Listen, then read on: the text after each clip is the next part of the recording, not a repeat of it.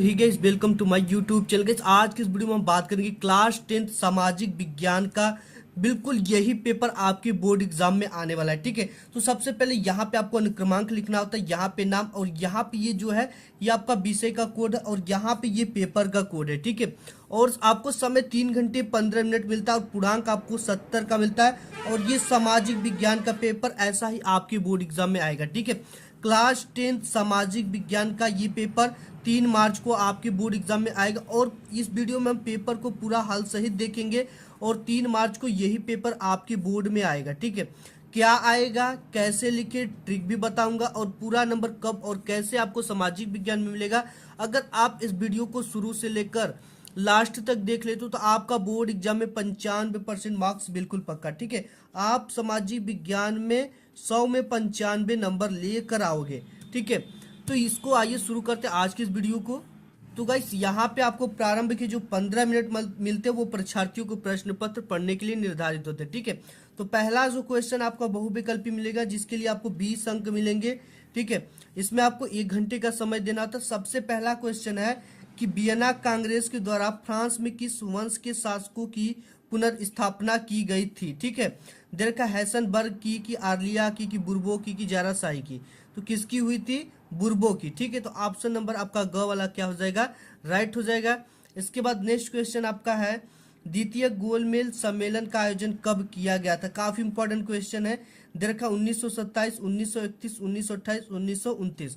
ठीक है, तो द्वितीय जो गोलमेज का सम्मेलन किया गया था वो 1931 ईस्वी में किया गया था। ठीक है, इसके बाद नेक्स्ट क्वेश्चन है तीसरा नंबर कि निम्न में से किन राष्ट्रों को मित्र राष्ट्रों में शामिल किया गया था। ठीक है, काफी इंपॉर्टेंट क्वेश्चन है। देखा पुर्तगाल, स्पेन, स्वीडन, ब्रिटेन, फ्रांस, रूस, जर्मनी, ऑस्ट्रेलिया, हंगरी, तुर्की, इटली, नीदरलैंड, रोमानिया। ठीक है, तो ये जो शामिल किया गया था ब्रिटेन, फ्रांस और रूस को शामिल किया गया था। किसको? ब्रिटेन, फ्रांस और रूस को। नेक्स्ट क्वेश्चन देख लेते हैं। नेक्स्ट आपका इसमें क्वेश्चन है कि सत्ता की साझेदारी का अच्छा उदाहरण प्रस्तुत करने वाला शब्द कौन सा है।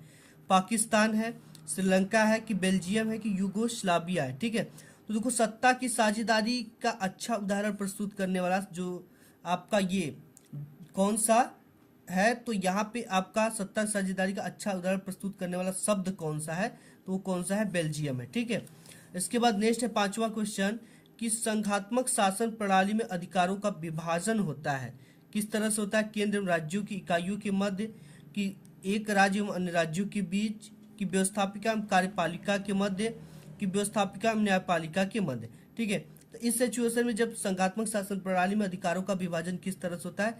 केंद्र एवं राज्य इकाइयों के मध्य। ऑप्शन नंबर आपका क वाला क्या हो जाएगा? राइट हो जाएगा। इसके बाद नेक्स्ट और छठा नंबर का क्वेश्चन है कि इनमें से कौन सा कथन अश्वेत शक्ति आंदोलन के बारे में सही नहीं है। ठीक है, यह 1966 में उभरा, यह 1975 तक चला, यह एक अधिक उग्रवादी आंदोलन था, इसमें शांतिपूर्ण तरीकों की वकालत थी। ठीक है, अब देखो यहाँ पे अश्वेत क्रांति मतलब होता है अशांति होता है, शांति होता है। ठीक है, तो इसमें क्या क्या था? शांतिपूर्ण तरीकों की वकालत थी। तो ऑप्शन नंबर आपका घ क्या हो जाएगा? राइट हो जाएगा। इसके बाद सातवां क्वेश्चन है कि सामाजिक उपबंध यानी सोशल कंट्रैक्ट नामक पुस्तक का लेखक कौन था। देखा कि रूसो था, कि मॉन्टेस्क्यू था, कि नेकर था, कि दिद्रो था। ठीक है, तो देखो इसमें जो था आपका रूसो था, ये सामाजिक उपबंध पुस्तक के लेखक रूसो था। नेक्स्ट क्वेश्चन है आठवां कि रौलट एक्ट कब पारित हुआ। ठीक है, तो रौलट एक्ट आपका कब पारित हुआ? देखा 1918 की, 1919 की, 1920 की, 1921। ठीक है, तो रौलट एक्ट 1919 में पारित हुआ था।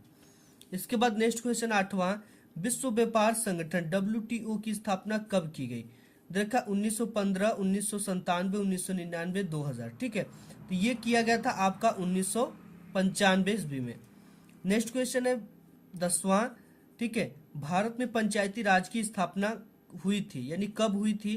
तो ये 1980 में, कि 1990 में, कि 1992 में, कि 2004 में। तो ये आपकी हुई थी इसकी स्थापना 1992 ईस्वी में। ठीक है, इसके बाद नेक्स्ट है क्वेश्चन कि भारत में कितने प्रतिशत भू धरातल पर मैदान का विस्तार है। ठीक है, देखा 30%, की 53%, की 27%, की 43%। तो यहाँ पे देखो ये भारत में कितने परसेंट भू धरातल पर मैदान का विस्तार। ठीक है, ये जो जमीन कितनी परसेंट भारत को मैदान बनाने के लिए दे दिया गया है। ठीक है, तो वो है आपका 43%। कितना परसेंट? 100% में से 43% मैदान के लिए जमीन आपको क्या है निर्धारित किया गया है। ठीक है, उसमें आपको पेड़ लगाए जाएंगे, बाग बगीचे लगाए जाएंगे, पशु पक्षी रहेंगे, जीव जंतु रहेंगे। ठीक है, चीता को भारत में कब लुप्त प्राय घोषित किया गया था? लुप्त मतलब कि चीता भारत से लगभग लुप्त हो चुका है, तो ये कब लुप्त घोषित किया गया? इससे पहले तो चीता भारत में थे, लेकिन लुप्त कब घोषित किया गया? देखा 1952 ईस्वी में, 1964 ईस्वी में, 1972 ईस्वी में, 1984 ईस्वी में। ठीक है, तो ये कब घोषित किया गया था? 1952 ईस्वी में। नेक्स्ट क्वेश्चन है 13 नंबर, निम्न में से कौन जल संग्रहण विधि राजस्थान में प्रचलित नहीं है? ठीक है, तो यहाँ पे दे रखा है कि जोहड़ विधि की, खादिश की, गूल की, टाका। ठीक है, ये भी प्रचलित है राजस्थान में, ये भी प्रचलित है, ये भी प्रचलित है, लेकिन यहाँ पूछ रखा कौन सी नहीं प्रचलित, तो आपकी गूल जो है ये प्रचलित नहीं है। ठीक है, नेक्स्ट क्वेश्चन देख लेते हैं। नेक्स्ट आपका क्वेश्चन है कि निर्धनता का सर्वाधिक प्रकोप वाला राज्य कौन सा है? बिहार है कि बिहार मध्य प्रदेश, बिहार एवं उड़ीसा, बिहार एवं झारखंड, बिहार एवं उत्तर प्रदेश। ठीक है, इन सभी में बिहार लगा, तो ये बिहार एवं उड़ीसा वाला ऑप्शन आपका सही है। ये सबसे ज्यादा निर्धनता वाला राज्य है। ठीक है, इसके बाद नेक्स्ट है कि झारखंड का कोडरमा अग्रणी उत्पादक है। किस चीज का अग्रणी उत्पादक है? अभ्रक का, कि लौह अयस्क का, कि तांबा की, कि सोने का। ठीक है, तो ये आपका अभ्रक का उत्पादक है। किसका उत्पादक है? अभ्रक का। ठीक है, इसके बाद नेक्स्ट देख लेते हैं 16 नंबर का क्वेश्चन यहाँ पे है, बहुराष्ट्रीय कंपनियों द्वारा किए गए निवेश को क्या कहते हैं? ठीक है, देखा व्यय कहते हैं, कि विदेशी निवेश कहते हैं, कि उत्पादन की वितरण, तो ये हम कहते हैं इसके विदेशी निवेश। ठीक है, बहुराष्ट्रीय कंपनियों के द्वारा किए गए निवेश को क्या कहते हैं? बहुराष्ट्रीय कंपनियां का मतलब क्या होता है? दूसरे राष्ट्र की कंपनी। ठीक है, अगर वो किसी अन्य राष्ट्र में निवेश करती तो उसका क्या कहेगा? विदेशी निवेश कहेगा। ऑप्शन नंबर आपका ख क्या हो जाएगा? राइट हो जाएगा। 7वां क्वेश्चन दे रखा है, एशिया के उन 2 देशों के नाम बताइए जिनमें 2 भाषाई और जातीय समूहों में संघर्ष था। दे रखा है श्रीलंका और लेबनान, भारत और चीन, मलेशिया और यमन, पाकिस्तान और ईरान। तो ये है आपका श्रीलंका और लेबनान, जो 2 एशिया के ऐसे देश हैं जिनके बीच भाषाई और जातीय समूहों का संघर्ष था। 18वां क्वेश्चन दे रखा कि निम्नलिखित में कौन सा विषय राज्य सूची में नहीं है? पुलिस नहीं है, कि कृषि नहीं, कि सिंचाई नहीं, कि मुद्रा। ठीक है, तो राज्य सूची में पुलिस भी है, कृषि भी है, सिंचाई भी है, लेकिन मुद्रा आपका नहीं। तो ऑप्शन नंबर आपका यही वाला क्या हो जाएगा? घ राइट हो जाएगा। ठीक है, इसके बाद 20वां क्वेश्चन है कि विनिर्माण क्षेत्र से संबंध है। देखा प्राथमिक क्षेत्रक, द्वितीय क्षेत्रक, तृतीय क्षेत्रक, निजी क्षेत्रक। ठीक है, तो ये है द्वितीय क्षेत्रक, विनिर्माण क्षेत्र से संबंध है द्वितीय क्षेत्रक। ऑप्शन नंबर आपका ख क्या हो जाएगा? राइट। नेक्स्ट क्वेश्चन, नेक्स्ट आपका क्वेश्चन है कि पूना पैक्ट, ठीक है, कौन सा पैक्ट? पूना पैक्ट पर किसके हस्ताक्षर हुए, उसकी 2 शर्तों को लिखिए। ठीक है, ये आपको 4 नंबर में आता है क्वेश्चन। और आपको बोर्ड एग्जाम में ये चीजें ध्यान देना कि अगर क्वेश्चन 4 नंबर का है तो आपकी जो बोर्ड की कॉपी है ना, आप सबसे पहले तो प्रश्नोत्तर संख्या वगैरह लिख लोगे। ठीक है, लिखने के बाद जैसे यहाँ पे मैं आपको दिखा देता हूँ, यहाँ पे आपका खंड ब आ जाता है, और ये कौन सा प्रश्न होता है? पहला वर्णनात्मक प्रश्न होता है, ऐसे डाल देना। ठीक है, डालने के बाद आपको प्रश्नोत्तर संख्या 1 का करो तो 1 का इस तरह से लिखना है। लिखने के बाद अब आपको पूरी पेज 4 नंबर का ना, तो पूरा पेज भर देना। बोर्ड की कॉपी थोड़ा इससे बड़ी होती है, केवल अगर नीचे छूटता है तो 3 से 4 लाइन छूटे। ठीक है, अदरवाइज आपको पूरी की पूरी कॉपी भर देना 4 नंबर में, तभी आपको 4 नंबर मिलेगा, अदरवाइज आपको 4 नंबर नहीं मिलेंगे। ठीक है, इस चीज का आपको ध्यान देना है। पूना पैक्ट पर किसके हस्ताक्षर हुए, उसकी 2 शर्तों को लिखिए। अब देखो यहाँ पे क्या है, इसका आंसर है कि पूना पैक्ट पर डॉक्टर BR अम्बेडकर तथा महात्मा गांधी द्वारा पूना की यरवदा जेल में 24 सितंबर 1932 को सहमति बनी थी। इस तरह से लिखना है, ये नहीं कि केवल हस्ताक्षर के नाम लिख दिए। इस पर मदन मोहन मालवीय तथा अंबेडकर ने हस्ताक्षर किया था। किसने हस्ताक्षर किया था? मदन मोहन मालवीय तथा अंबेडकर ने हस्ताक्षर किया था। अब इसकी 2 शर्तें क्या थी, वो क्या थी? देखो शर्तें निम्न थी। इसकी शर्तें थी कि आरक्षित सीटों पर निर्वाचन संयुक्त निर्वाचन मंडल द्वारा किया जाएगा। ठीक है, जो आरक्षित सीट है उन पर निर्वाचन संयुक्त निर्वाचन मंडल के द्वारा किया जाएगा, ये इसकी शर्त थी। और राज्य विधायिका में दलित वर्गों को 147 सीटें प्रदान करना था। लेकिन जब गांधी जी इस पैक्ट से संतुष्ट नहीं थे, ठीक है, वो चाहते थे कि दलितों के लिए कोई अलग से सीटें न प्रदान की जाए, क्योंकि अगर उन्हें अलग से दी जाएगी तो वो एक निम्न जाति की हो जाएंगे। ठीक है, गांधी जी इस पैक्ट से संतुष्ट नहीं थे। गांधी जी दलितों को हिंदुओं से अलग नहीं मानते थे, परंतु अंबेडकर उनके लिए निर्वाचन की मांग पर अड़े रहे। ठीक है, अंबेडकर कहते थे कि जो दलित है इनका समाज अलग होना चाहिए, इनके लिए अलग वोटिंग होनी चाहिए। ठीक है, तो इसलिए ये क्या थे, अम्बेडकर उनकी निर्वाचन की मांग पर अड़े रहे। पंडित मदन मोहन मालवीय के सहयोग से पूना पैक्ट पर आम सहमति बनी, तब जाकर इस पैक्ट को सहमति मिली। ठीक है, तो इस तरह से आपको लिखना है। इसके बाद नेक्स्ट आपका क्वेश्चन दे रखा है इस पे कि जैव और अजैव संसाधन क्या होते, कुछ उदाहरण देकर समझाइए। काफी इंपॉर्टेंट क्वेश्चन है। इसके बाद भारत में अप्रत्यक्ष लोकतांत्रिक प्रणाली को क्यों अपनाया गया, इसके बारे में बताना। ठीक है, क्योंकि भारत एक बहुत बड़ा देश है और यहाँ पे इसलिए लोकतांत्रिक अपनाया गया क्योंकि यहाँ पे हर एक देश जाति समूह में बटा हुआ है। ठीक है, अलग भाषा के लोग हैं, इसलिए 5 साल पे भारत में चुनाव होता है, जिससे कि 18 वर्ष से अधिक वर्ग आयु के लोगों को, नागरिक जो होते हैं, अपने एक चयन करते हैं प्रधानमंत्री या मुख्यमंत्री। ठीक है, ऐसा है। इसके बाद आपका है ये अथवा संघवाद क्या है, इसकी प्रमुख विशेषताएं लिखिए। फिर है रबर की कृषि हेतु आवश्यक भौगोलिक दशाओं का संक्षेप में उल्लेख कीजिए। इसके बाद अथवा अगर ये चीजें नहीं आती तो भारतीय कृषि की कोई 3 विशेषताओं को लिखिए। ठीक है, ये इंपॉर्टेंट क्वेश्चन है, तैयार कर लेना। फिर है चौथा आपका कि मौद्रिक राष्ट्रीय आय एवं वास्तविक राष्ट्रीय आय में अंतर को स्पष्ट कीजिए।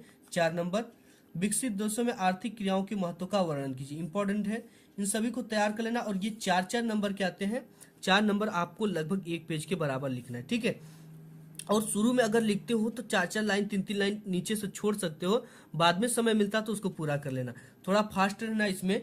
अब नेक्स्ट है कि वर्णात्मक प्रश्न। ठीक है, हेडिंग वेडिंग का ध्यान देना बहुत ज्यादा जरूरी होता है क्योंकि इसमें नंबर कट जाएंगे। ठीक है, लंबा लंबा लिखना होता है। यह है कि जर्मन एकीकरण की प्रक्रिया के बारे में एक संक्षिप्त लेख लिखिए। नेक्स्ट है अथवा अगर ये नहीं आता तो ब्रेटन वुड्स समझौते का क्या अर्थ है, इसका क्या उद्देश्य था। फिर छठवां है कि भारतीय संदर्भ में सत्ता की हिस्सेदारी का एक उदाहरण देते हुए इसका एक युक्तिपरक और नैतिकपरक कारण बताइए। ठीक है, अगर अथवा ये नहीं आता तो छठवां तो आपको विकेंद्रीकरण क्या है, इसके लिए भारतीय संविधान में क्या व्यवस्था की गई है, किन्हीं 4 का उल्लेख कीजिए। 7वां है कि मृदा अपरदन रोकने के उपायों का वर्णन कीजिए। ठीक है, काफी इंपॉर्टेंट क्वेश्चन है, मोस्ट इंपॉर्टेंट है, आपको इसके क्या करना है, तैयार कर लेना है। 6 नंबर का है।